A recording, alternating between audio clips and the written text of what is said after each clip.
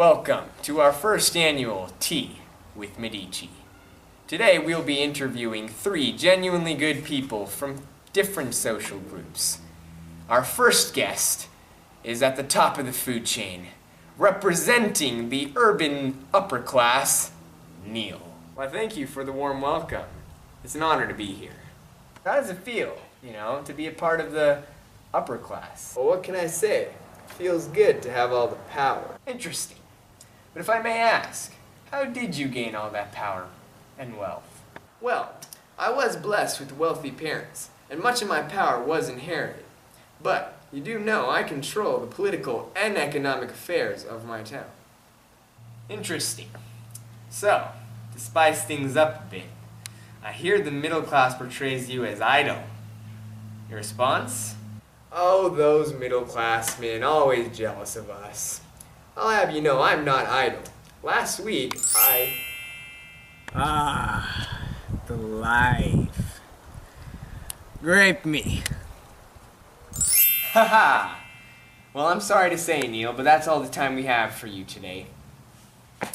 Now, ladies and gentlemen, it is my honor to introduce a member of the bourgeoisie, the awkward middle child, the patty of our burger, the spinach between our teeth, a member of the middle class, Ashkan. So, let's get right to it. Tell us about yourself. Enlighten us. Well, I do want to say this. Being in the middle class is great. We may not get all the same privileges as a stuck-up, idle, upper class, but we still make the moolah. Ashkan, sounds to me that you sound a little, dare I say, jealous. So how is your relationship with the upper class? Well, believe it or not, they have helped us in improving our states and investing in our cities. However, they can be quite selfish and never share their power. Well, is your relationship with the artisans at least a little better? Well, I've never told this to anyone, but I'm actually a little afraid of the artisans and how much they rebel. It messes up the harmony of our cities, you know?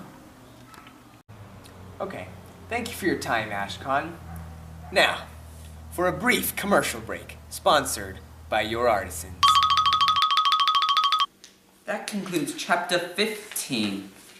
Oh, I didn't see you there. Have you ever wondered who provides for our daily household needs? Well, it's the artisans. Here, we have a beautiful sweatshirt made by your local tailor.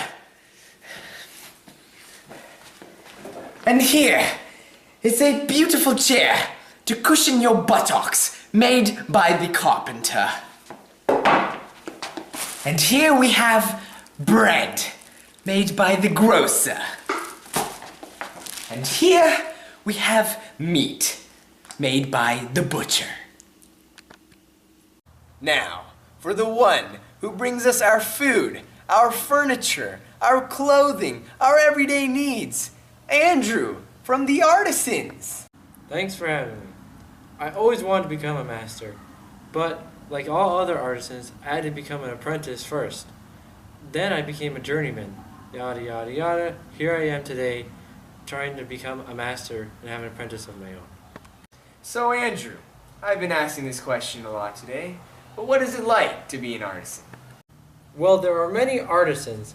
We all work hard to keep our shops open, and luckily, the guilds eliminate all competition and give us security. Sounds like your position is very vulnerable. What were you to do if someone were to increase competition, like the middle class? We always stick to the old ways, and if we feel threatened, we riot. Bread for sale! Bread for sale! How much is it? $1,000! What? That's way too much. Here, I'll sell it for way cheaper. Hey, that's not yours. No!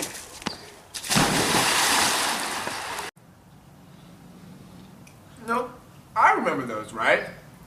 They got pretty violent. Maybe we people should start listening to you guys. Alas, I can feel the power of the guilds lessening, and I fear the day that we become as low as the lower class. Thank you, Andrew.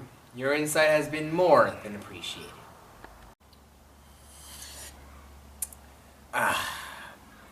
Well, that concludes our first episode of Tea with Medici. We look forward to having many, many, many, many more episodes. Stay tuned.